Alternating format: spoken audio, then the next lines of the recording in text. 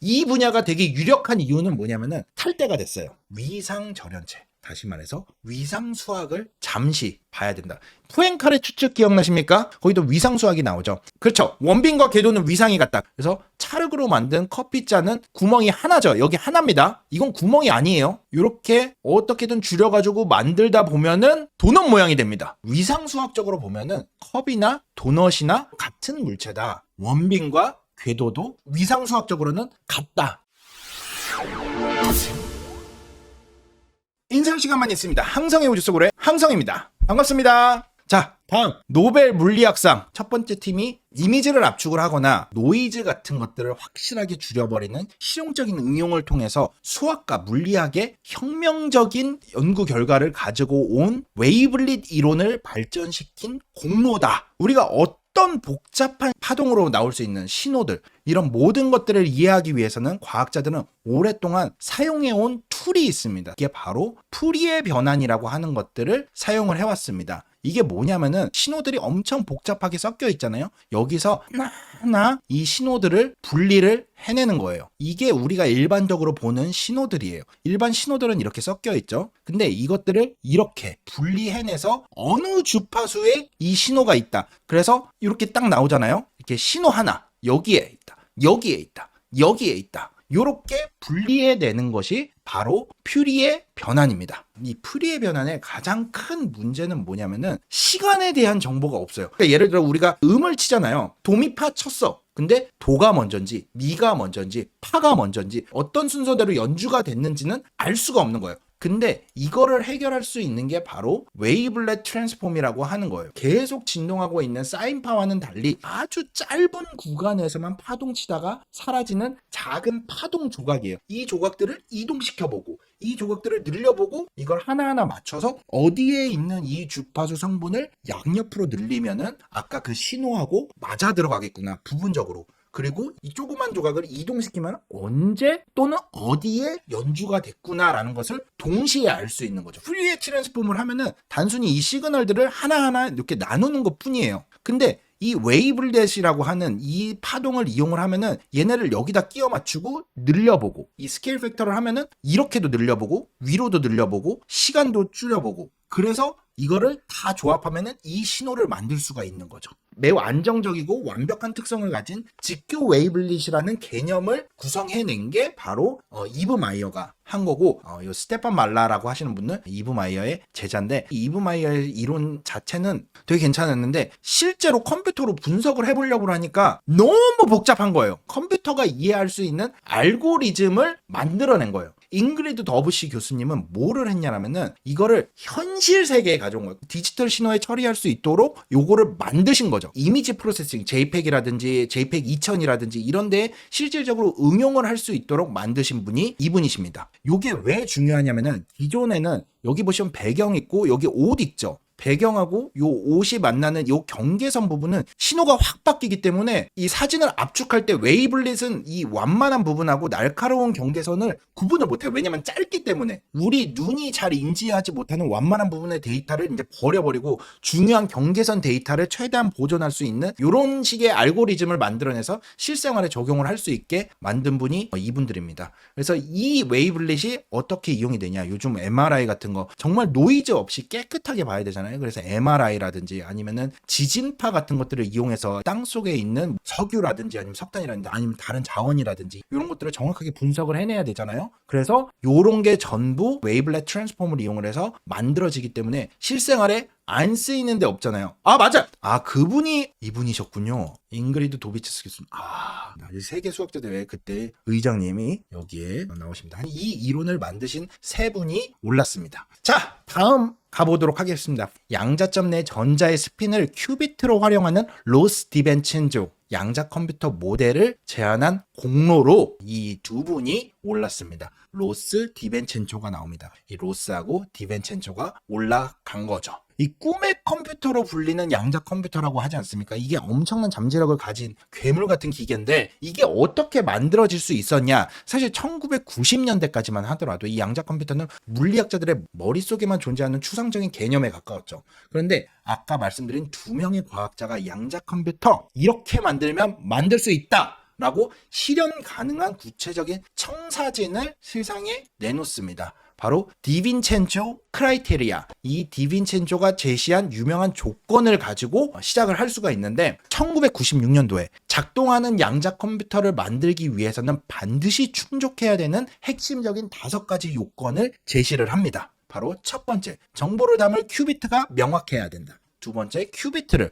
원하는 초기 상태로 만들 수 있어야 된다. 세 번째, 큐비트의 상태가 오래 유지되어야 한다. 네 번째, 큐비트를 조작해서 연산을 수행할 수 있어야 된다. 다섯 번째, 연산 결과를 정확히 읽어낼 수 있어야 한다. 이 논문이 1998년도에 나옵니다. 데니엘 로스하고 데이빗 디빈첸조 교수님이 바로 우리가 이미 너무나 잘 알고 있는 반도체 기술을 이용해서 만들 수 있다. 이 큐비트가 뭔지는 최은미 교수님께서도 많이 설명을 해주시고 여러분들도 이제는 많이 알 거예요. 큐비트는 0과 1이 중첩되어 있는 상태예요. 또 이거 0하고 1이 중첩이 될 수 있는 게 뭐가 있을까라고 생각을 해보다가 전자의 스핀이 위 아니면 아래네? 그러면은 전자 하나의 스핀을 이용을 하면은 되겠구나 라는 것을 얘기를 합니다. 근데 이 계산을 하려면은 이 큐비트들이 서로 정보를 주고받아야 되잖아요. 요거를 만들 수 있는 게 바로 양자 얽힘 상태가 되어야 됩니다. 그럼 이 양자 얽힘을 어떻게 만들 거냐? 전압을 조절을 하면서 양자 얽힘을 만들 수 있다. 그래서 이 논문이 노벨상 후보로 꼽히는 이유가 바로 추상적인 개념을 구체적인 현실로 만들었고 이 논문 하나가 양자 컴퓨터 연구 분야의 시작점이 되었다라고 봐도 과언이 아니에요. 세 번째 연구 뭐냐? 제가 제일 좋아하고 제일 존경하고 만나 뵙고 인사도 했고 심지어 제가 속해 있던 국제천문연맹의 회장님이기도 하셨던 반디셔 교수님입니다. 어떤 연구냐? 제가 박사학위의 논문을 받았던 그 분야입니다. 항성과 행성 형성의 기원이 되는 성간 분자 구름의 비밀을 밝혀낸 천체화학 분야에서 선구적인 역할을 하셨기 때문에 클라리 베이트의 노벨상 후보로 올라가셨습니다. 천문학에서 가장 근원적인 질문 중에 하나가 우리가 어디서 왔냐잖아요. 다시 말해서 이 질문에 답하려면 시간을 거슬러 올라가야 되고 태양과 지구가 어떻게 만들어졌는지 그 전에 다른 별들은 어떻게 만들어졌는지를 봐야 되는데 그 탄생의 현장이 바로 지금 여러분들이 보고 계시는 성간 분자 구름입니다. 이곳은 가스하고 먼지로 이루어진 거대한 구름이에요. 온도도 엄청나게 낮아요. 영하 한 260도 정도에 육박하는 너무나 춥고 밀도가 낮아서 오랫동안 이런 곳에는 화학 반응이 일어나지 않을 거다라고 생각을 했어요.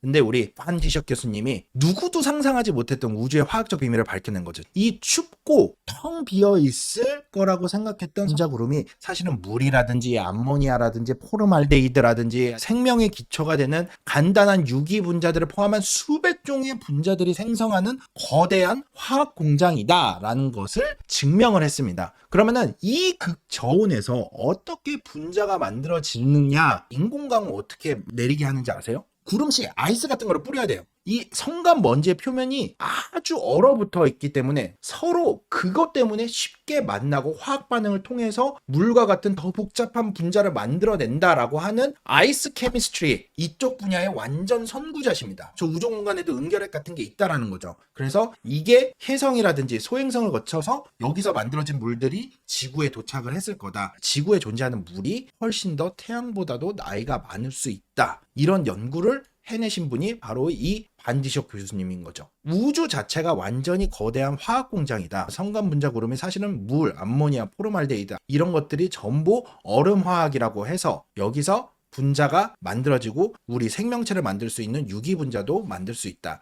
그래서 제가 망원경으로 그런 분자들을 다 관측을 해가지고 어떤 분자들이 흡수선이 생기고 어떤 환경에서 어떤 별이 만들어지는지를 연구를 할 수 있었던 거죠. 애스트로케미스트리라고 하는 천체 화학 분야의 완전 개척자십니다. 그 부산에서 국제천문연맹 할 때 회장님이셨어요. 그때 제가 노벨상 강연자하고 얘기를 나눈 때가 있었는데 그때 반디셔 교수님이 같이 계셔가지고 인사드리고 안될과학이라는 채널을 하고 한국천문연구원에서 일하다가 여기 이거 하고 있다. 너무 중요한 거 한다. 그래서 안될과학 그때 유튜브도 찾아보시고 구독자십니다. 보지는 않고 있겠죠? 여기 이제 클라리 베이트가 선정한 3개의 과학 분야고요. 다음에는 이 분야입니다. 물질 내부에서 절연체고 표면에서는 도체인 새로운 물질 상태, 즉 위상 절연체의 이론적 예측을 하고 그거를 발견해낸 3분입니다. 어렵죠? 이걸로 찰스 케인, 유진 멜레, 로렌스 몰렌캠프 이렇게 세 분의 미국 연구자들이 후보로 올랐습니다. 이 분야가 되게 유력한 이유는 뭐냐면은 탈대가 됐어요. 제가 이해한 바로 최선을 다해서 설명을 해드리도록 하겠습니다. 위상절연체, 다시 말해서 위상수학을 잠시 봐야 된다. 푸엔카레 추측 기억나십니까? 거기도 위상수학이 나오죠. 그렇죠. 원빈과 궤도는 위상이 같다. 그래서 찰흙으로 만든 커피잔은 구멍이 하나죠. 여기 하나입니다. 이건 구멍이 아니에요. 이렇게 어떻게든 줄여가지고 만들다 보면은 도넛 모양이 됩니다. 위상수학적으로 보면은 컵이나 도넛이나 같은 물체다. 원빈과 궤도도 위상수학적으로는 같다. 얘네 둘은 위상수학적으로는 다른 물체인 거죠. 구멍이 3개인데 얘는 구멍이 없어요. 구멍의 개수와 같은 정수로 표현이 되는 불변량의 성질을 같이 공유를 하는 것을 위상적으로 같다라고 얘기를 합니다. 위상은 이제 설명을 했어요. 위상 부도체를 설명을 해야 되잖아요. 그럼 도체 부도체는 전기가 흐르고 전기가 안 흐르고 20세기까지 물질 물리학자들은 물질을 도체 아니면은 부도체, 절연체라고 구분을 했습니다. 그런데 아까 보여드렸던 그 3명의 과학자들은 이 구분을 넘어서 물질의 전자 구조가 가진 위상학적 구멍의 개수와 같은 약간 그런 특성, 물질을 위상학적으로 본 거죠. 그래서 전기적 성질을 결정할 수 있지 않을까라고 완전히 새로운 아이디어를 제시를 한 거죠. 이렇게 생긴 게 있어요. 요 내부는 완벽하게 절연체입니다. 표면에는 전기가 흐르는 거죠. 가장 놀라운 거는 뭐냐면은 이쪽으로 흐르는지 이쪽으로 흐르는지 이 표면의 전도 상태가 위상학적 특성에 의해서 보호가 되는 거예요. 전자의 스핀 상태에 의해서 전기가 이쪽으로 흐르냐 이쪽으로 흐르냐가 결정이 된다는 거예요. 표면의 전도성이 어떤 물질에 약간 불순물이 섞이거나 모양이 변해도 특성이 절대 사라지지 않는 거예요. 전기가 표면에는 흐르고 속에는 안 흐른다. 혁명의 서막을 여는 이 두 분입니다. 2005년도 이 전자의 스핀 방향에 따라서 전기가 특정한 방향으로 흐른다. 이 양자 스핀홀 효과의 개념을 처음으로 제시한 분이 바로 이 두 분입니다. 위상수학이라는 이 추상적인 개념을 통해서 실제 물질의 전자 구조에 적용을 한 거죠. 몰렌캄프 교수님이 뭐를 했냐면은 화학과 교수님 T가 뭐죠? 텔루리움.